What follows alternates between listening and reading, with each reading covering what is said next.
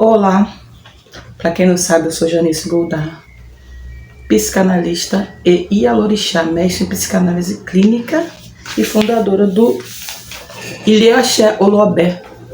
Então aqui a gente faz uma junção, né, da psicanálise, né, da análise, junto com o divã dos orixás. Então a gente vai continuar aqui com uma série, né, que é Domingo de Feira. A gente aborda sempre um assunto, tema, né, baseado nesse livro aqui, Nossa Ansiedade Cotidiana. Eu consigo pontuar uma das questões que eu mais escuto, tanto nos atendimentos psicanalíticos, tanto nos atendimentos espirituais. Uma das coisas mais faladas são ansiedade e depressão. E a gente fala de ansiedade aqui, depressão, desejos também, né? Dentro de cada campo.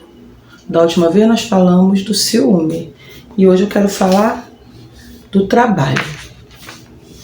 É muito importante hoje falar do trabalho por conta de ter saído essa pauta, né? Essa proposta de tirar o 6x1. Há uma proposta de lei, né, contra o 6x1, a jornada de 6x1, para que os trabalhadores eles possam se tornar mais livres, né, com seu tempo, que eles tenham qualidade de vida, porque não adianta trabalhar e não viver. Então a proposta, é que eu vou falar que a proposta filosófica disso tudo é que as pessoas tenham o trabalho, né? E que venha a ter também qualidade de vida, venha a ter lazer, venha a ter mais tempo com a família, venha a ter mais tempo para contemplar algumas coisas interessantes da sua vida. E nos atendimentos eu ouço muito as pessoas com muito cansaço, muito estresse, uma sobrecarga, né? Trazendo até alguns traços já de um comportamento, né, física e psíquica de burnout. E eu percebo que no candomblé as pessoas também trazem isso, até quando eles querem estar no culto, né? Às vezes começa uma jornada, uma imersão no terreiro de 3 dias, 5 dias e a pessoa só consegue ir um dia, né? Geralmente esse 6x1 que consegue chegar no sábado, fora o trânsito, né? Até chegar no terreiro, tem aquele cansaço do trânsito, chega bem em cima da hora, né? Não tem uma preparação, um descansar, né, para poder aproveitar daquele momento terapêutico. Logo no outro dia tem que voltar para casa, pegar todo um trânsito novamente para estar cedo no trabalho na segunda-feira. Eu não sei, eu acredito, café quentinho, quem vai? Eu acredito que a gente não consiga fazer esse material, né, essa conversa, esse vídeo, em só uma parte, porque é bem extenso. Falar de trabalho é bem extenso e eu quero falar em todos os âmbitos. Eu quero falar do analisando, que é atendido por mim na análise clínica. Eu quero falar de adepto de terreiro, de pessoas de terreiro, de gente de religião, tá? Então a gente vai fazer o que a gente pode hoje. A gente continua, a gente pode fazer vídeo 1, vídeo 2, vídeo 3 e vai embora. Então eu vou começar aqui com o livro Nossa Ansiedade Cotidiana. A gente vai falar da ansiedade no trabalho. O livro é da Diana Ichelotto. É um livro que foi lançado, deixa eu ver aqui o ano que ele foi lançado, que é interessante, né? A gente pesquisar os textos e dar o nome, né, do autor. Esse livro ele foi lançado em 2003. Nossa Ansiedade Cotidiana, Diana Ichelotto. Então vamos lá. Trabalhar cansa, isso todo mundo sabe. Mas o equilíbrio psíquico depende em grande parte da possibilidade de dominar alguns pedacinhos do mundo com o nosso trabalho. Quem tem mais de 7 anos já teve a oportunidade de perceber que o mundo exterior não é extremamente o mundo dos nossos sonhos. Mas descobriu também que, graças ao trabalho, podemos tentar, dentro de certos limites, adaptá-lo às nossas necessidades. Talvez o que esperamos de nossa atividade seja justamente o que pode torná-las uma fonte de satisfação e segurança, ou de angústia e sentimento de inferioridade. Do trabalho dependem a independência e o sucesso, mas muitos conflitos e ambivalências se concentram justamente nesses dois aspectos de nosso crescimento. É por isso que às vezes transferimos para eles a ansiedade originada pelo medo de sermos autônomos demais. Além disso, desde a infância, as tarefas nos apresentam como deveres, atividades que desenvolvemos a pedido da autoridade, em oposição ao prazer. Todas as tensões da relação com a autoridade, todas as incertezas entre revolta e obediência podem encontrar terreno fértil no trabalho e manifestar-se por meio da incapacidade de concentração, do cansaço crônico e da falta de empenho. Autoridade, o que a gente fala, né? Para quem conhece psicanálise, seria o superego, né? Autoridade, que é o nosso criador, nosso tutor, nossos pais, nossos avós.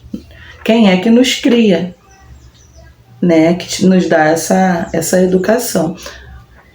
A gente vai continuar, depois a gente vai fazer uma análise. Vai ter a análise da autora, né? Que também é psicanalista, e a minha análise como psicanalista. Ialorixá. Há uma profunda ligação entre trabalho e identidade. Muitos se identificam com o que fazem, muito mais do que com aquilo que são, sobretudo em tempo com os nossos, em que parece que o trabalho deveria nos garantir não só o pão, mas também o sucesso e a riqueza. Além disso, nossas expectativas são frequentemente exageradas. Exigimos demais de nós mesmos e temos a ilusão de poder obter muito de nossas atividades. Portanto, alguns se atiram de corpo e alma à profissão. Os compromissos de trabalho tornam-se uma obsessão e ocupam todo o tempo disponível. Não temos mais tempo para nós, não temos mais tempo para nós mesmos, para nossos afetos, para as atividades paralelas, mais satisfatórias, quer dizer, não tem tempo para nada.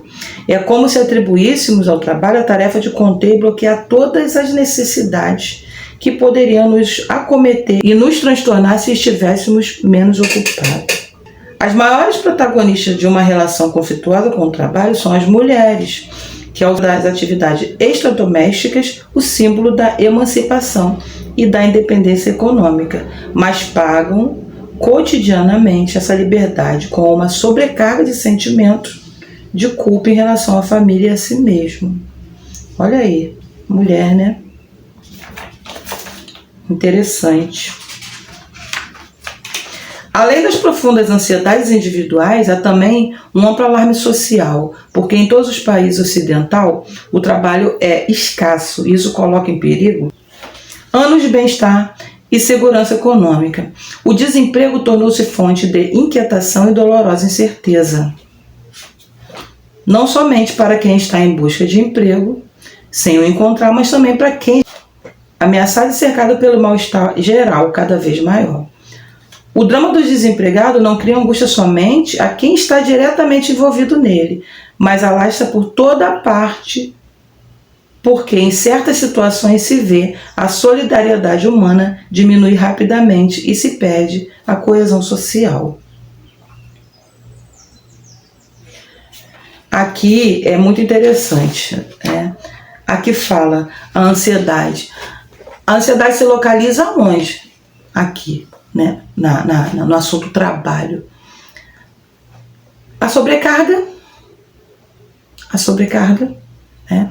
Desde criança nós fomos educados, nós fomos preparados para servir a sociedade. É para isso que nós começamos, numa certa idade, nos socializar, começamos a estudar e depois vamos nos profissionalizar. Então existe uma cultura que todo sujeito, todo ser humano, ele deve servir profissionalmente à sociedade. Quem introjeta isso na gente, e nós sujeitos, são nossos pais, são nossos tutores, nossos cuidadores. Então a gente já carrega um trauma simbólico, né, de uma introjeção, de ter essa responsabilidade. Então começa o compromisso na escola, depois começa o compromisso no trabalho. Onde a ansiedade fica? A ansiedade fica no lugar de não faltar, no lugar de não pecar com essa responsabilidade. Por mais que, se você não servir perfeitamente na sua vida profissional, obviamente quem vai reclamar da sua produção vai ser seu chefe. Ou se você é um prestador de serviço, um MEI, por exemplo, você pode perder contratos de trabalho por conta de um vacilo no trabalho. Então, quem é CLT corre o risco de perder emprego por algum vacilo. Quem é autônomo corre o risco de perder seus contratos, né, dos seus clientes. E essa sensação de não poder pecar, ela está lá desde criança, porque pode ser o chefe, pode ser o contratante, o cliente, mas por trás disso tudo está sempre lá os nossos pais ou o nosso cuidador, que te falou que você tem que render na escola, que te falou que você tem que ser um bom trabalhador, que você tem que ser um bom profissional. Então é sempre essa pessoa que vem, é sempre esse superego, é sempre esse juiz, independente em qual pessoa, né, e qual persona essa energia, né, esse gatilho vai estar nos transmitindo.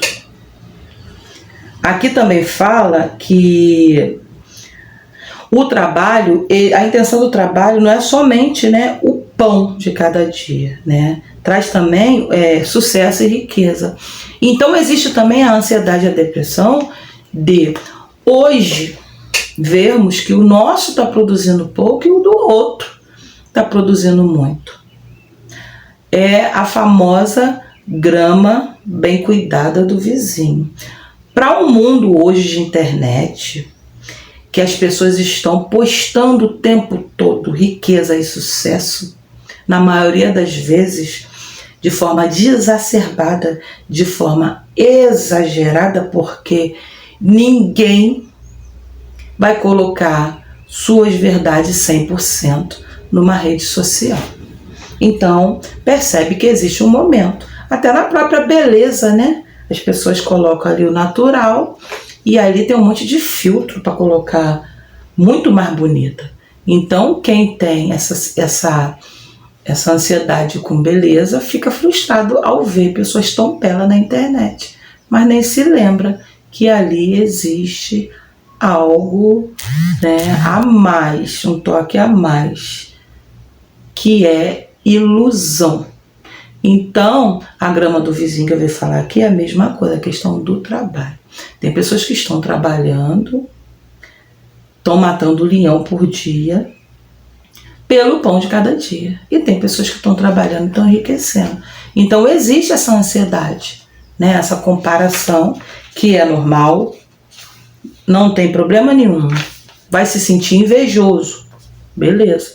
Se você se rotula invejoso, acho que é normal, né? As pessoas às vezes fazem essa comparação, não tem problema nenhum. Uma outra coisa importante aqui, eu não consegui assinalar porque eu fui lendo e passei direto. O prazer, né? O prazer que a pessoa tem. Ela tem prazer e desprazer ao mesmo tempo. Ela tem um prazer porque é como se ela estivesse agradando os pais. É como se ela estivesse agradando aqueles primeiros. cuidadores, aqueles que nos introjetaram, né, essa educação, esse projeto de vida, que a gente vai falar que é o superego, ou em candomblé a gente vai falar que é o Ori-Odê, né? É a formação do Ori-Odê. Então, o prazer e desprazer está onde? O desprazer porque você às vezes está muito cansado, às vezes você não quer ir, às vezes você não quer trabalhar com aquilo, está o desprazer. Mas o prazer ao mesmo tempo está de você satisfazer os seus tutores, satisfazer a quem te colocou nesse lugar de buscar a vida profissional, o satisfazer ao introjetores do Ori-Odê. Uma outra coisa importante aqui também é, no mundo de hoje, né? Aqui fala, em países ocidentais o trabalho é escasso. Então a gente tem aqui no nosso país uma grande massa de pessoas desempregadas. O desemprego aqui no Brasil, ele é enorme. Então, olha o que a ansiedade faz. Ou, aliás, olha o que o trabalho faz. Ele traz ansiedade nesse lugar aqui. Um país que o que impera é o desemprego, quem consegue o emprego, ele é uma pessoa abençoada. Então, ele naquele lugar ali, ele é abençoado, ele é feliz, eu tenho trabalho, mas ao mesmo tempo, ele sofre uma ansiedade, ele tem um sofrimento psíquico de ver que às vezes ele está empregado e alguns membros da família, alguns amigos, algumas pessoas queridas não conseguem emprego. Então é uma coisa que não é para todo mundo. A própria cultura do nosso país não tem igualdade. Então você tem um emprego, mas o seu querido não tem um emprego. Existe um sofrimento psíquico ali também. Existe também a concorrência. Eu consegui entrar no concurso, eu consegui ser selecionado para trabalhar numa empresa, mas eu olhei para trás e ficaram 20 que não conseguiram. Ao mesmo tempo que você concorre, você consegue, né? Você se acha, né, autocapaz, mas ao mesmo tempo você vê o sofrimento dos outros. Então, o próprio país, a escassez no campo de trabalho é muito grande. Então, o sujeito ele sofre o tempo todo com isso. Uma outra coisa é a ameaça, tá? Quem está empregado, ele se sente ameaçado pelo que não está empregado. Parece que você o tempo todo você corre o risco de perder teu emprego. É aquela seguinte frase: se você não quer, tem gente que quer. Então vocês percebem o que o trabalho ele consegue trazer na vida psíquica da pessoa? Sentimos-nos um pouco desamparados no mundo em que as necessidades frustradas exaltam o egoísmo. Como acontece frequentemente, cada um encontra alimento para seus medos pessoais e inquietação coletiva. Quanto maiores são as incertezas no mundo, mais alguns indivíduos se sentem esmagados pela soma de seus temores pessoais e dos seus temores que percebem ao seu redor. Uma resposta possível aos problemas angustiantes é que muitos casos se adensam em torno do trabalho e reforçam no plano psicológico tudo aquilo que não é trabalho. Talvez seja necessário repropor na escala das prioridades uma ordem diferente da estabelecida até agora. A construção de relação interpessoais válida, o apoio de amizades sólidas e satisfatórias, uma autoimagem baseada mais nas relações do que no sucesso individual, podem representar um modo menos competitivo, portanto menos angustiante de sustentar a nossa identidade. Então a autora aqui, ela começou aqui a falar de trabalho, ela começou a falar como que o ser humano ele é inserido, né, nessa cultura do trabalho e quanto existe um sofrimento psíquico, uma ansiedade dentro, né, dessa atividade, né, trabalhar. Aqui ela fala muito da falta de igualdade, que pode se criar amizade sólida e satisfatória, né? E uma autoimagem das mais nas relações do que no sucesso do indivíduo. Que as pessoas podem olhar para si com um olhar de autoimagem, de poder fazer, de ser capaz. Eu sou bom no que eu faço, né? E ao mesmo tempo ele acolher o outro e falar isso pro outro também, que ele é bom, que ele também é capaz. E não ter esse sentimento, esse comportamento de egoísmo, né? De se sentir o melhor, sempre o melhor. Isso acontece muito, né? Nas empresas, isso acontece muito em grandes empresas, onde tem muitos funcionário. É como se ela falasse aqui que não tivesse uma união, né? Tivesse assim, um certo egoísmo, um individualismo. Eu já vou olhar por outro campo, porque eu vou tentar seguir falando mais um pouco sobre o trabalho, porque eu quero chegar no 6x1. Eu quero chegar no 6x1. Hoje, o que se vem falando muito, né, no DSM, tá lá, ditado lá, burnout, que é o famoso estresse, né? A sobrecarga de trabalho. Muitas das vezes a sobrecarga de trabalho está dentro dessas situações aqui que a autora falou. A ansiedade, o medo de perder o trabalho, a angústia de ver que você está trabalhando, mas o seu ente querido, um irmão, um amigo, ou a esposa, ou o filho que seja, não está trabalhando, está desempregado. Então você, ao mesmo tempo que você tem, você sofre com o que você tem. A concorrência, né? O famoso, se você não quer, tem outro que quer. E uma série de coisas. E essa responsabilidade, né, de não faltar, de ser correto, de render, de uma série de coisas que é introjetado na gente. Eu vou falar um pouco o que eu ouço na clínica. Eu ouço na clínica muita insatisfação profissional. Muita gente repete profissão, tá? Baseado no que a família quis que essa pessoa fizesse. Eu atendi um caso de uma moça que muito interessante. Eu vou dar o nome dela aqui de Ellen, que a gente não pode trazer aqui o nome de pessoas, porque todo atendimento psicanalítico e todo atendimento holístico, né, ou no candomblé, o que seja, a gente pode falar de casos, mas a gente não pode citar nome. Então eu vou criar um nome aqui fictício, a Ellen. A Ellen, ela chega na clínica desenvolvendo fibromialgia, dores no corpo o tempo todo. Só que nas minhas escutas eu percebia que a Ellen, ela tinha essas crises de dores no corpo toda vez que ela tinha que trabalhar. A Ellen, ela é autônoma, massoterapeuta. E todas as vezes que Ellen tinha um cliente marcado em seu consultório, né, em seu espaço,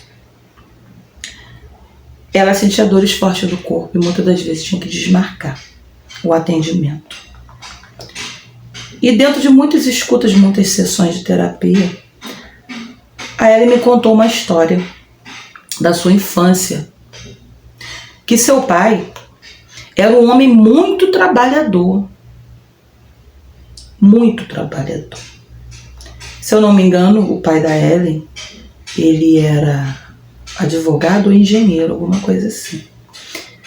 Esse pai, ele era muito carinhoso, porém a Ellen narra ali na terapia, no divã, que por mais que seu pai fosse muito trabalhador, digno, provedor para sua família, ele chegava ao trabalho muito estressado, muito agressivo. E quando a Ellen queria brincar, fazer algum barulho, alguns gritos, alguns barulhos, pular, o que fosse, o pai, diante de muita sobrecarga, ele batia na Ellen, batia na irmã da Ellen. E isso era consecutivo. Mas na sessão a Ellen fala assim, ele me batia, eu me recordava que ele chegava muito cansado, muito estressado, e era a gente que ia brincar com ele, então colocava aquela autoculpa, que a culpa era dela, era da irmã, porque tinha que respeitar aquele comportamento do pai por conta da sobrecarga, porque ele provia, então ele tinha esse direito de chegar agressivo em casa, porque ele era um bom trabalhador, um bom pai. Ele nos batia, mas depois ele nos levava na pracinha e nos pagava um sorvete. E era muito bom quando meu pai me levava na pracinha para tomar um sorvete. E a Ellen cresce, a Ellen fica adulta e a Ellen quer seguir a profissão do pai. Não me recordo se é advogado ou se é engenheiro, arquiteto, alguma coisa assim. E os pais não conseguem bancar aquela formação que a Ellen queria. Porém, eles sugerem que a Ellen ela faça uma formação de fisioterapia. E a Ellen faz a formação de fisioterapia. E aí, quando a Ellen chega na clínica, ela vem me contar que em seus atendimentos de fisioterapia e de massoterapia, todas as vezes que ela ia para o atendimento, ela tinha dores no corpo, ela tinha fibromialgia. Ou seja, todo aquele percurso de trauma infantil que a Ellen teve, que eu falo para vocês, está tudo na criança interior. A Ellen ela ia fazer um trabalho que ela não gostava de ser fisioterapeuta. Ela poderia até gostar de ser massoterapeuta. Ela poderia até ter vontade de transitar mais para essa questão terapêutica, né? De vir para outras áreas. Porém, a fisioterapia não a agradava. Porque o que a Ellen queria era seguir a profissão do pai. A Ellen não conseguia. O que a Ellen queria, a Ellen ela não conseguia exercer sua profissão por conta de não ser satisfatória. A Ellen ela não conseguia ter a sensação que ela via no pai dela, do provedor, de um homem trabalhador, de um homem realizado profissionalmente. Ela não conseguia ver na profissão dela. Mais uma coisa a Ellen conseguia ver na profissão dela que se vinculava com seu pai. A irritação, o cansaço e a dor no corpo pela coça que ela tomava de seu pai. Ela tinha as dores no corpo. Então o trabalho lhe remetia toda aquela vivência da infância, aquilo se misturava em prazer e dor, porém o sorvetinho não chegava mais. Então ali, quando ela ia para a fisioterapia, ela ia irritada, porque ela não queria fazer aquilo, ela estava fazendo para agradar o pai e a mãe. Ela já sentia dor no corpo, ela já sentia aquela surra que ela tomava do pai. E o sorvetinho não chegava, não tinha o prazer do sorvetinho. E aí o sujeito ele sofre. E aí na terapia, a gente chegou no encontro de que Ellen poderia fazer uma transição de carreira. E a Ellen fez. A Ellen foi trabalhar com terapia holística, a Ellen foi trabalhar com massoterapia unida com terapia holística, um reiki, junto com, se eu não me engano, acupuntura. E a Ellen hoje ela não tem mais essas sensações no corpo. Ela não chegou a ser diagnosticada com fibromialgia, porque os traços, os sintomas quando começou a aparecer na análise já foi identificada. Então ela não precisou mais chegar nesse lugar. Eu tenho muito para falar aqui sobre isso tudo. Hoje nós falamos somente uma parte. Nós vamos continuar falando até chegar no 6x1. Então, tchau, tchau, trabalhador. Muito axé para você.